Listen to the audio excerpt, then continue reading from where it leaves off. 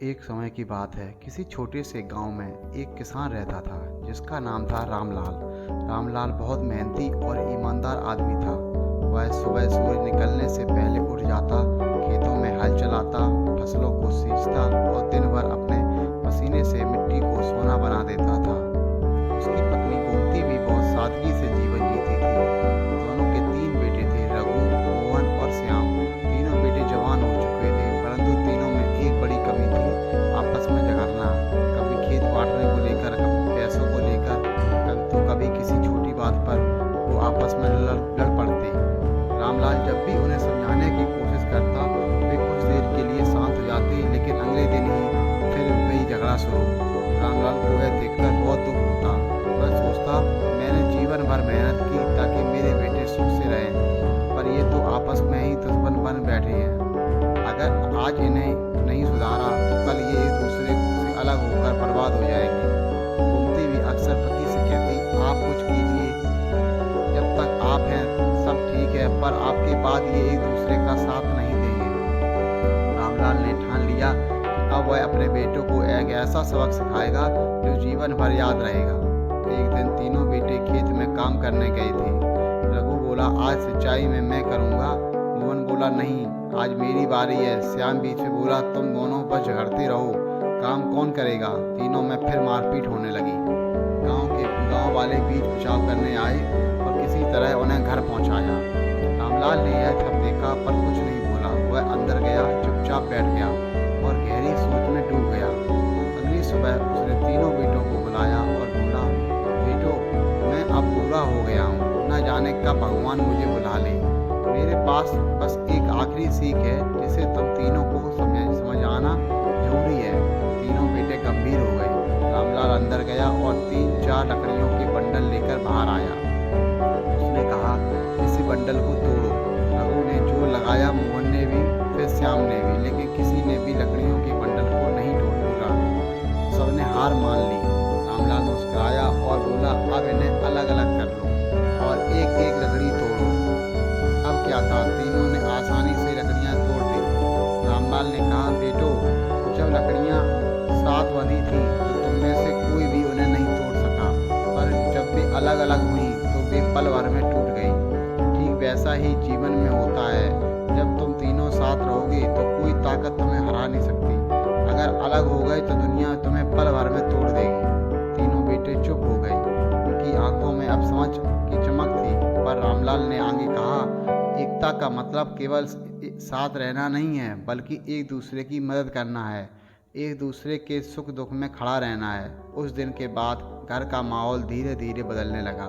अब तीनों भाई खेत में मिलकर काम करने लगे। रघु हल चलाता, मोहन पानी देता और श्याम बीज बोता। गोमती की आंखों में खुशी के आंसू आ गए। अब घर में पहले जैसा शोर शराबा नहीं था, बल्कि हंसी और अपनापन था।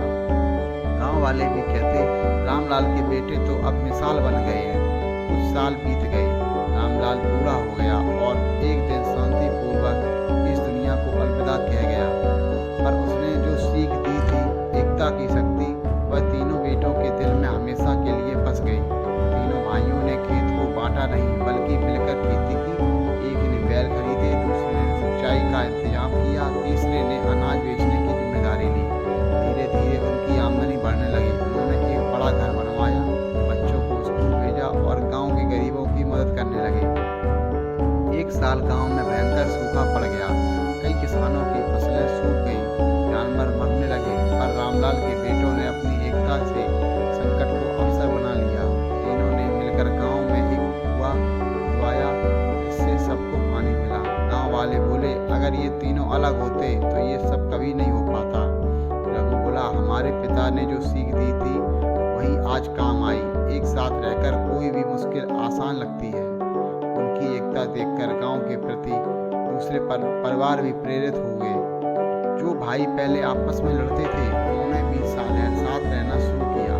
गांव धीरे धीरे समृद्ध होने लगा। लोगों ने रामलाल के नाम पर एक छोटा सा स्मारक बनाया, एकता चबूतरा, जहां हर त्योहार पर सब इकट्ठे होकर रामलाल की सीख याद करते हैं। एक दिन रघु का बेटा अपने दोस्तों से झगड़कर घर आया। रघु ने मुस्कुराते हुए उसे एक लकड़ी दी और कहा, इसे तोड़ो। बच्चे ने तोड़ दी।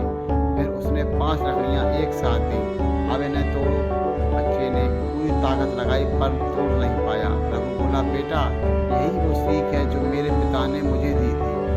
अगर हम साथ रहेंगे तो हमें कोई नुकसान नहीं पहुंचा सकता। उस दिन बच्चे ने जो सोच समझा वह आने वाली पीढ़ियों के खून में बस गया। रामलाल तो अब इस दुनिया में नहीं था, लेकिन उसकी सोच, बुद्धिमानी और चतुराई गांव के हर घर में जीवित थी। लोग अब भी कहते, अगर उस समय रामलाल ने अपने बेटों को लकड़ियों का सबक न सिखाया होता तो उनका परिवार टूट गया होता। समय बीतता गया, गांव शहर बनने लगा, नई पीढ़ियां आईं, पर हर घर में एक पुराना बंडल लकड़ियों का रखा रहता। एक प्रतीक के रूप में लोग बच्चों को दिखाते और कहते, यह उन लकड़ियों की याद है जिन्होंने एक पिता की सीख को अमर बना दिया। एकता में अपार शक्ति होती है। परिवार का साथ जीवन की सबसे बड़ी पूंजी है। बुद्धिमानी केवल बातों में नहीं, कर्म में झलकती है। संकट कितना भी बड़ा क्यों ना हो, अगर हम साथ हैं तो सब संभव है। अंत में चतुर किसान रामलाल ने अपने बेटों को केवल लकड़ी तोड़ने का सबक नहीं दिया था, बल्कि जीवन की सबसे बड़ी सच्चाई दिखाई थी। साथ रहोगे तो जीतोगे, अलग हुए तो हारोगे। और यही बात आज भी हर परिवार, हर समाज और हर देश के लिए उतनी ही सत्य है। दोस्तों, आज की कहानी आपको कैसी लगी कमेंट्स बॉक्स में ज़रूर बताएं। और ऐसी ही हेल्पफुल और मोटिवेशनल कहानी के लिए चैनल को लाइक करें, शेयर करें।